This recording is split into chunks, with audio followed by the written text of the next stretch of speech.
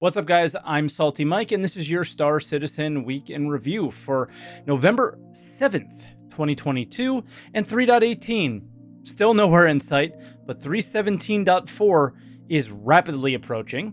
We heard about the cargo refactor this week, and it's kind of exciting. And lastly, those sub-armors. They're pretty wild. All that and more on today's Week in Review.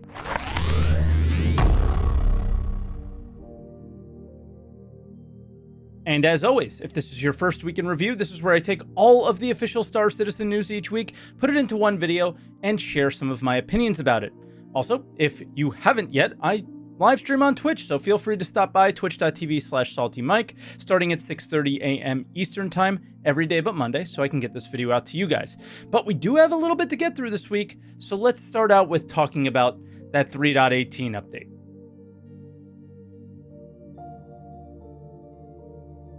And unfortunately, there's not much to update you on here. We're basically in the same spot that we were last week. 3.18 has not had a patch and has not been kind of discussed or worked on, other than they're working through a lot of the issues that they dealt with in the original Evocati patch. 3.17.4, that's a whole nother story. It's really coming soon, I think 2 weeks from now, pretty much, and not much going on there either. So I just want to talk quickly about 3.18 and the fact that I don't think anything has changed, and this is basically the only thing I still believe to be true from the letter from the chairman, is that we need to essentially have PES tested in the PTU for a very long time. They said about 2 to 3 months. Well, we're not going to get a patch this year if we don't get this in Evocati and the PTU soon. November 7th, they're going to be going on vacation somewhere around the week of Christmas, and they're not going to be back until the new year. So what's going to happen here with all that? It's time to start thinking about those things as members of the community and as members of the dev team. Is what's happening with that? Start communicating with us on those subjects here, because yeah, time is ticking. This is really the only date that they absolutely have to hit every year, is the last patch of the year. There needs to be something to carry the player base over through Christmas. But that's really all I have on the patch. We did get a monthly report this week, so let's check that out next.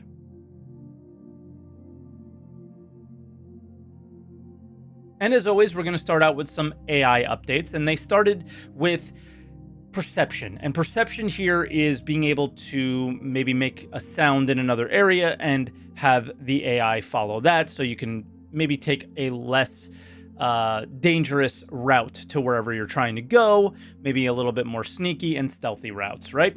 The next thing is that they're going to give the AI the ability to use railguns and missile launchers, and this makes the AI a threat to ships for the first time ever. But not quite yet, because they need the next step here from AI tech, which is actually having AI perceive ships. That was something that was not possible before, and is something that they're working on, or is possible now. That will obviously depend on servers, right? Servers need to play well for the AI to recognize you, lock onto you, fire, all those things. But having the AI on the ground actually be threats to ships would be a really nice step forward. The next thing is actually laughable. It's animation, and they said that they began talking about adding creatures to Star Citizen. Do you remember when creatures were first shown? I don't even remember the year anymore. It was the first Star Citizen CitizenCon that showed off Hurston, the first planet ever in Star Citizen. Before we ever had it, they showed off these little floaty blobby things, right? I don't think that that's what this is going to be, but it is kind of crazy how long things have taken.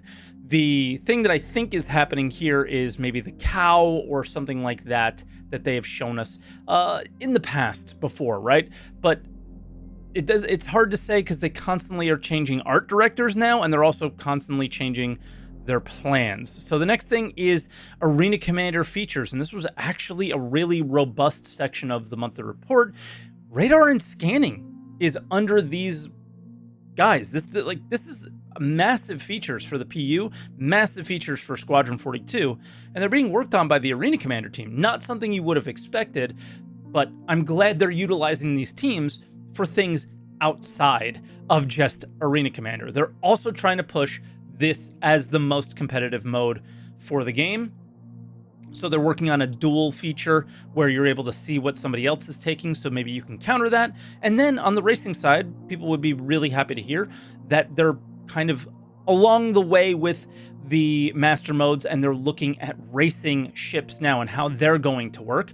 Next up is gameplay features, and they're still working on the cargo refactor, but the stuff they're pointing out now is how buying and selling will work with these physicalized cargo boxes. Right now, players can't use tractor beams in green zones, so this is a big thing that they need to work out and figure out. They're also beginning to document, which I thought this was done over a year ago, how freight elevators are going to work and other updates around that. This is what they are already calling Tier 1 cargo, which we have no timeline on, so it's not really relevant to hear about until there's a timeline, right? Mission features. This is massive. Huge changes to Jumptown. They changed the entire location to be circular and have 2 different distributors, as well as being twice the size. So the FPS experience at Jumptown should improve greatly in the future. That's really great to hear. Vehicle features are up next. MFDs are progressing through Squadron 42 as expected, and they could easily make some really big strides for quality of life improvements in the PU if we ever get them, right? They're also still working on the new version of quantum travel and stuff that we may have seen at CitizenCon, stuff that we may have not. And then master modes are moving like we spoke earlier. EU locations. This is another one. They're working on Pyro's rest stop. Singular rest stop. I feel like the system's probably going to feel more like a survival game that you've played before, where you don't have anything at your disposal and you're really going to need to find things around Pyro to survive off of. Then lastly, UI, they're still discussing Star Map, and I just want to say this, that it's been really kind of frustrating to see them work on it without much of, in the way of images, videos, GIFs, or anything to how this is going to function, how we're going to interact with it. My expectation would be sometime in Q4, we might see an update from the studio about this. There's been so many monthly report updates, they must have something to show.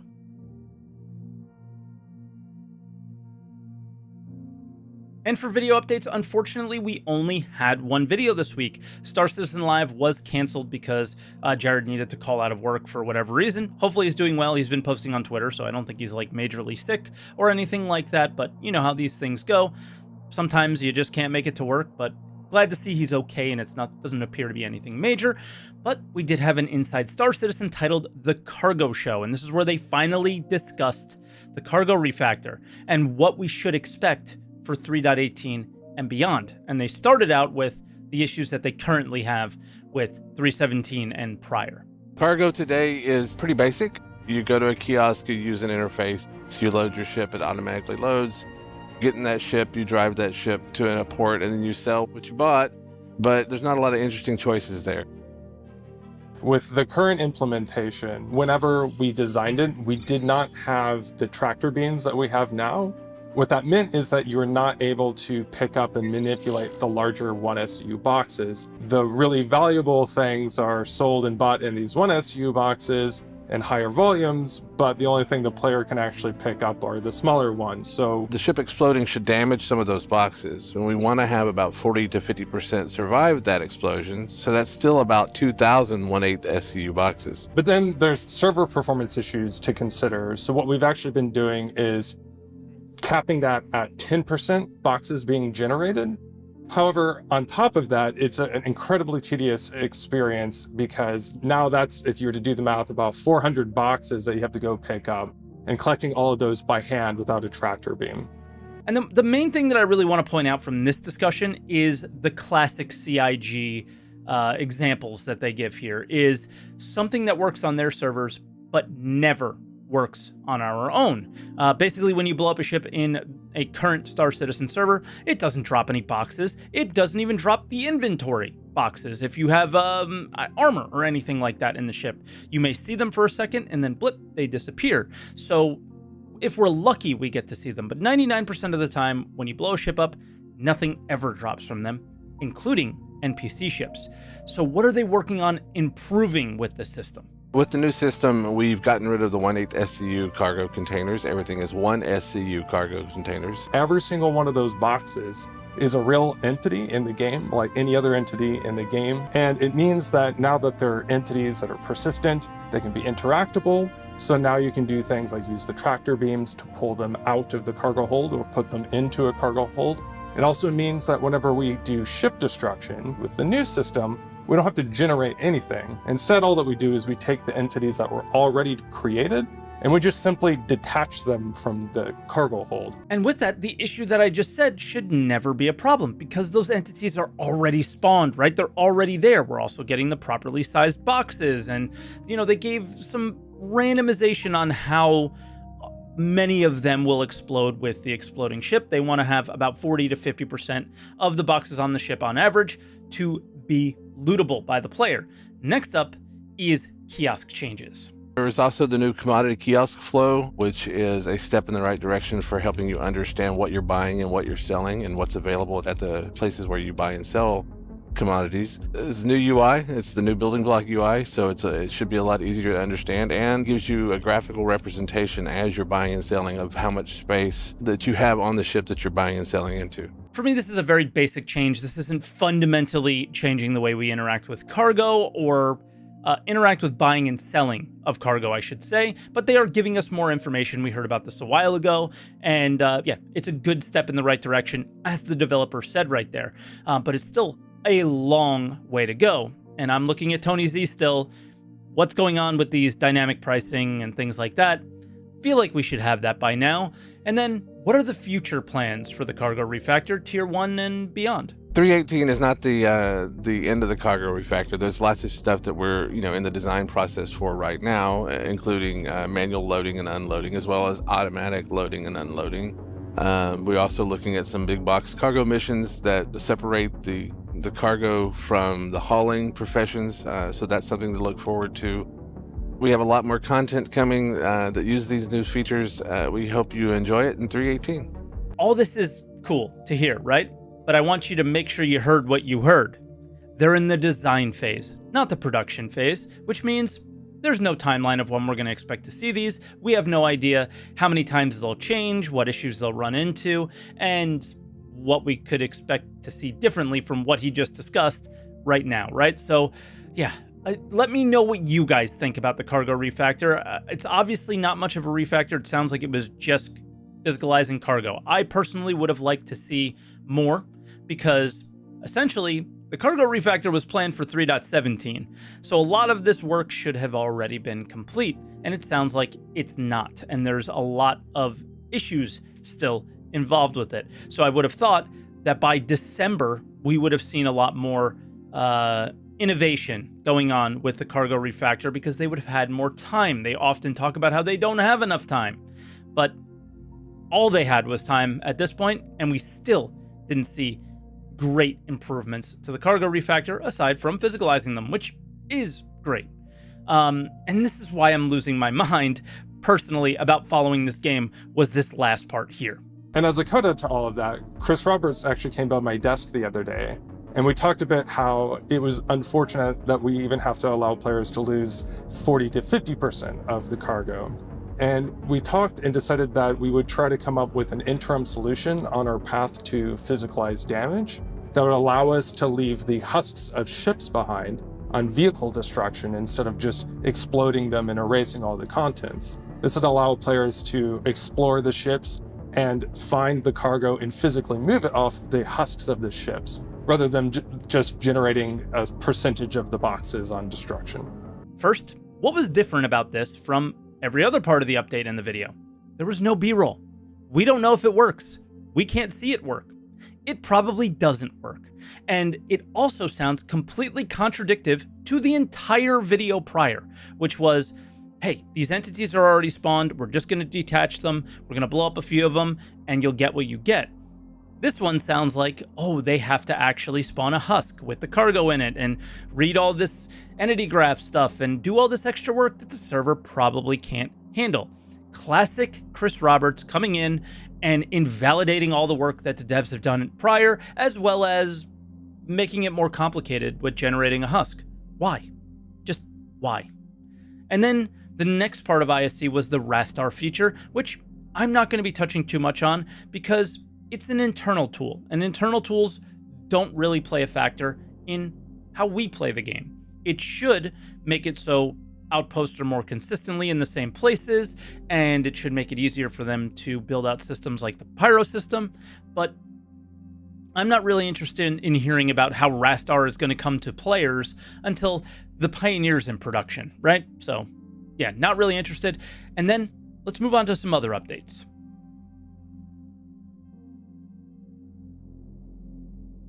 And for those updates, first up is the sneak peek. Looks like just Corsair internals, nothing crazy here. Then a lore post that was almost solely based around salvaging, and then the subscriber promo.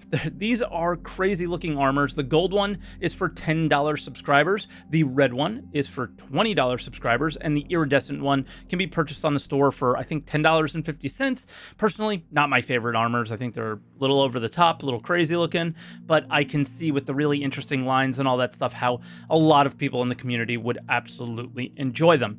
The last thing that I wanted to discuss with you guys is that the cargo refactor that we saw on ISC will be coincided this coming week with a AMA thread on Spectrum.